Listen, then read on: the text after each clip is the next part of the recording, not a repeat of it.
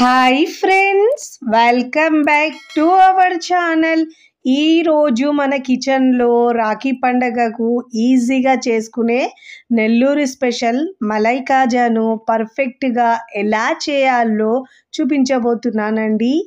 ఇంట్లోనే ఈ పద్ధతితో మలై కాజా చేస్తే పర్ఫెక్ట్గా చాలా టేస్టీగా సింపుల్గా చేసుకోవచ్చండి. జ్యూసీగా రుచి అయితే ఇంకా తిరుగు ఉండదండి, అంత బాగుంటుందండి. ఒక్కసారి మీరు రుచి చూస్తే ఎప్పుడు ఇదే విధంగా చేసుకుంటారండి. అంత టేస్టీగా జ్యూసీగా భలే రుచిగా ఉంటుందండి. చాలా తక్కువ టైంలో ఈజీగా చేసుకునే స్వీట్ రెసిపీ అండి. మరి ఇక ఆలస్యం చేయకుండా నెల్లూరు స్పెషల్ మలై కాజాను ఎలా చేయాలో చూద్దాం రండి. ముందుగా స్టవ్ మీద ప్యాన్ పెట్టుకోవాలండి. ప్యాన్ పెట్టుకొని ప్యాన్ ఒకసారి వాష్ చేసుకొని దాంట్లో కొద్దిగా వాటర్ ఉంచుకొని ఇక్కడ నేను ఫుల్ ఫ్యాట్ మిల్క్ 1/2 లీటర్ తీసుకున్నానండి. ఈ మలై కాజా కోసము మనము ఫుల్ ఫ్యాట్ మిల్కే తీసుకోవాలండి. ఇక్కడ నేను చిక్కటి పాలు తీసుకున్నానండి. మంటను మీడియం టు హై ఫ్లేమ్లో ఉంచుతూ మనము ఇలా చిక్కగా ఉడికించుకోవాలండి. పాలనైతే అడుగు మాడకుండా ఇలా మనము తిప్పుతూ ఇలా కలుపుతూ మనము బాగా దగ్గరికి ఉడికించుకోవాలండి. మలైలా చేసుకోవాలి. పాలను దగ్గరగా ఉడికించుకుంటే మనకు మలాయి రెడీ అయిపోతుందండి. చూడండి, ఇలా సైడ్స్కి ఉన్న మిగడను కూడా ఇలా లోపల అనుకుంటూ మిక్స్ చేసుకుంటూ మనము దగ్గరికి ఉడికించుకోవాలండి. చూడండి, ఇలా వీడియోలో చూపించిన విధంగా ఇలా చిక్కగా ఉడికించుకోవాలండి. మలాయి రెడీ అయిపోతుంది మనకు. తిప్పుతూ, లేదంటే అడుగు మాడిపోతే టేస్ట్ మారిపోతుందండి. ఇప్పుడు ఇలా మంటను మీడియం టు లో ఫ్లేమ్లో అడ్జస్ట్ చేసుకుంటూ ఇలా మీగడ్ని లోపట అనుకుంటూ మిక్స్ చేసుకుంటూ చేసుకోవాలండి. చూడండి, ఇక్కడ మీకు వీడియోలో చూపించే విధంగా ఈ కన్సిస్టెన్సీలో ఉండాలండి. చల్లారితే మనకు మరింత గట్టిగా అవుతుందండి. ఈ మలాయి అనేది ఇలా ప్రిపేర్ చేసుకొని చేస్తే చాలా టేస్టీగా ఉంటుందండి. చూడండి, ఇలా రెడీ అయిన ఈ మలాయిని మనము స్టవ్ ఆఫ్ చేసుకొని పూర్తిగా చల్లారించుకోవాలండి. నేనైతే ఇక్కడ మీకు పూర్తిగా చల్లారిన తర్వాత చూపిస్తున్నానండి. పూర్తిగా చల్లారిన తర్వాత మనకి ఇక్కడ మలాయి అనేది గట్టిగా అయిపోతుందండి చల్లారిన తర్వాత.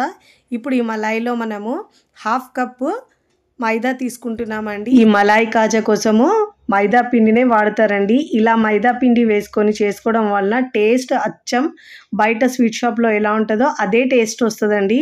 ఇప్పుడు ఇలా ఒకటేసారి మైదా వేయకుండా కొద్దిగా మైదా వేసుకుంటూ పిండిని బాగా మిక్స్ చేసుకోవాలండి. వీడియోలో చూపించిన విధంగా కొద్దిగా వేస్తూ మిక్స్ చేసుకోవాలి. ఇప్పుడు దీనిలో మనము ఒక పించ్ ఆఫ్ వంట సోడా వేసుకోవాలండి. ఇలా వేసుకోవడం వల్ల మంచిగా వస్తాయండి. ఫస్ట్ టైం నా ఛానల్ చూస్తున్న వాళ్ళు ప్లీజ్ నా ఛానల్ని సబ్స్క్రైబ్ చేసుకోండి, లైక్ చేయండి, పక్కనున్న బెల్ ఐకాన్ని ప్రెస్ చేయండి. ఇలా ప్రెస్ చేయడం వల్ల నేను పెట్టే వీడియో నోటిఫికేషన్ ముందుగా మీ హోమ్ పేజ్కి వస్తాయండి. ఇలా కొద్దిగా మైదా పిండి వేసుకుంటూ మిక్స్ చేసుకోవాలండి. ఒకటేసారి వేసుకుంటే మనకు కలుపుకోవడానికి కష్టం అనిపిస్తుందండి. ఇలా కొద్దిగా వేస్తూ మనకు పాలలో ఉన్న తడి, ఆ మీగడలో ఉన్న తడి మనకు సరిపోతుందండి. ఇలా మొత్తం ఇక్కడ నేను 1/2 కప్పు దాకా వేసుకున్నానండి. వేసుకొని ఇలా బాగా మిక్స్ చేసుకోవాలి. కరెక్ట్గా సరిపోతుందండి. ఇక్కడ మిక్స్ చేసుకున్నప్పుడు మీకు చూపిస్తాను చూడండి.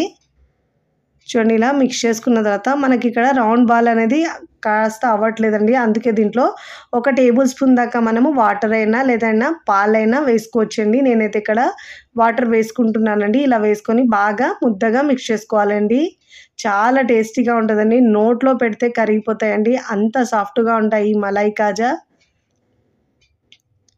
ఇప్పుడు ఇలా పిండిని సాఫ్ట్గా మిక్స్ చేసుకోవాలండి. మీకు ఇంకా గట్టిగా అనిపిస్తే 1 టేబుల్ స్పూన్ దాకా ఇంకా వాటర్ వేసుకోవచ్చండి. అంతకంటే ఎక్కువ పడదండి, 1 2 టేబుల్ స్పూన్ దాకా సరిపోతుంది.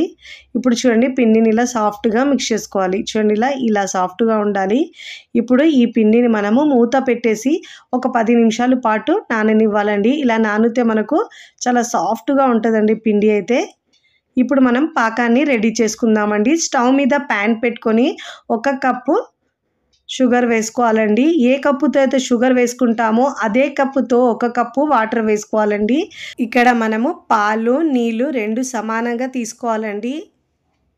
ఇప్పుడు ఇలా వేసుకున్న తర్వాత ఇప్పుడు మంటను హై ఫ్లేమ్లో ఉంచుకొని ఇక్కడ మనము షుగర్ని కరిగించుకోవాలండి.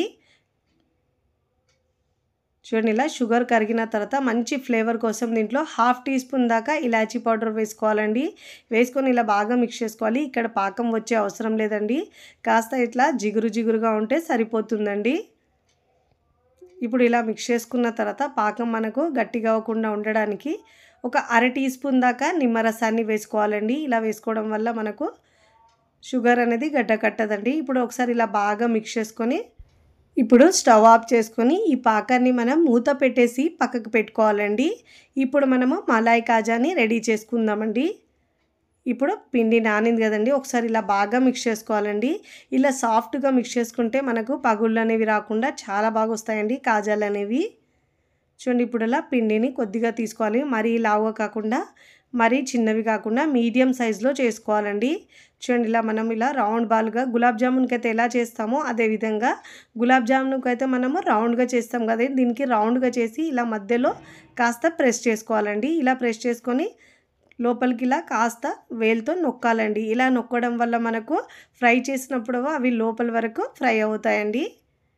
ఇలా క్రాక్స్ లేకుండా చేసుకోవాలండి. ఇక్కడ ఇదే విధంగా మరొకటి చేసి చూపిస్తున్నాను చూడండి. ఇదే విధంగా పిండిని తీసుకొని ఇలా రౌండ్గా చేసుకోవాలండి. రౌండ్గా చేసుకున్న తర్వాత ఇలా మధ్యలోకి కాస్త ప్రెస్ చేసుకోవాలి. ఇలా ప్రెస్ చేసుకొని వేలుతో ఇలా నొక్కితే మంచిగా లోపల వరకు ఫ్రై అవుతాయండి. ఇప్పుడు ఇలా ఇదే విధంగా మిగతా వాటిని నేను అన్నీ చేసుకున్న తర్వాత మీకు చూపిస్తున్నాను చూడండి. ఇక్కడ పగులు లేకుండా ఇలా చేసుకోవాలండి. అన్నిటిని ఇలా నొక్కులు పెట్టి తీసుకోవాలి. ఇప్పుడు ఇలా రెడీ చేసుకున్న వీటిని మనం ఫ్రై చేసుకుందామండి. డీప్ ఫ్రైకి సరిపోయినంత ఆయిల్ తీసుకున్నానండి. ఆయిల్ని మరీ ఎక్కువ వేడి చేయదండి, మీడియంగా వేడి చేసుకోవాలి.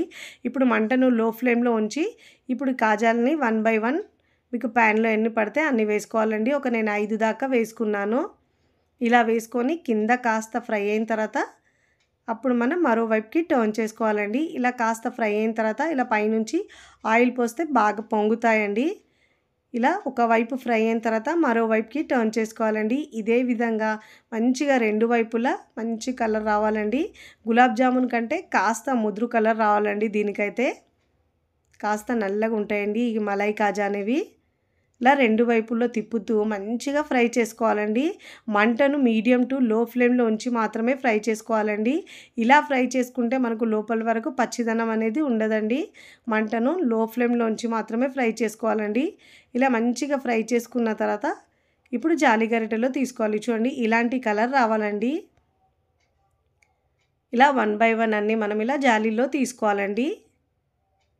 ఇలా ఫ్రై చేసుకున్న వాటిని మనము వెంటనే పాకంలో వేసుకోవాలండి. పాకాన్ని ఒకసారి ఇలా బాగా వేడి చేసుకోవాలి. మళ్ళీ ఇదే విధంగా మిగతా వాటిని కూడా ప్యాన్లో వేసుకొని ఫ్రై చేసుకోవాలండి. మంటను లో ఫ్లేమ్లో ఉంచి ఫ్రై చేసుకోవాలండి. ఇప్పుడు మనము పాకాన్ని వేడి చేసుకోవాలండి. వేడి పాకంలో ముందుగా ఫ్రై చేసుకున్న ఈ కాజాలను వేసుకోవాలండి. వేసుకొని ఒకసారి ఉడికించుకొని స్టవ్ ఆఫ్ చేసుకొని మూత పెట్టేసేయాలండి. ఇదే విధంగా మిగతా వాటిని కూడా ఫ్రై చేసుకొని అదే పాకంలోకి వేసుకోవాలండి. ఇలా పాకంలో వేసుకున్న తర్వాత మనం ఒక 2 గంటలు ఉంచుకున్న తర్వాతనే సర్వ్ చేసుకోవాలండి. అలా ఉంచుకోవడం వల్ల మనకు లోపల వరకు ఆ పాకం పోయి చాలా సాఫ్ట్గా చాలా బాగుంటాయండి. నేనైతే ఇక్కడ 2 గంటల తర్వాత చూపిస్తున్నానండి. మీకు టైం ఉంటే ఒక 4-5 గంటలైనా పెట్టుకోవచ్చండి. ఇప్పుడు సర్వింగ్ ప్లేట్లో సర్వ్ చేసుకున్నానండి.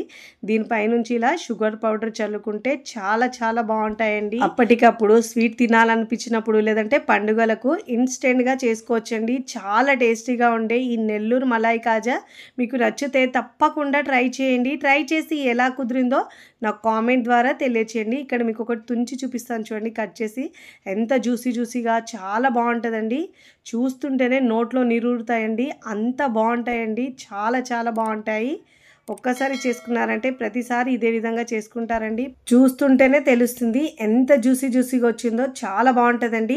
వీడియో నచ్చితే లైక్ చేయండి, ఫ్రెండ్స్ ఫ్యామిలీకి షేర్ చేయండి. మరికొన్ని టేస్టీ సింపుల్ క్విక్ రెసిపీస్ కోసం టీ కిచెన్ని సబ్స్క్రైబ్ చేసుకోండి. కామెంట్ చేయడం అస్సలు మరవకండి. Thanks for watching.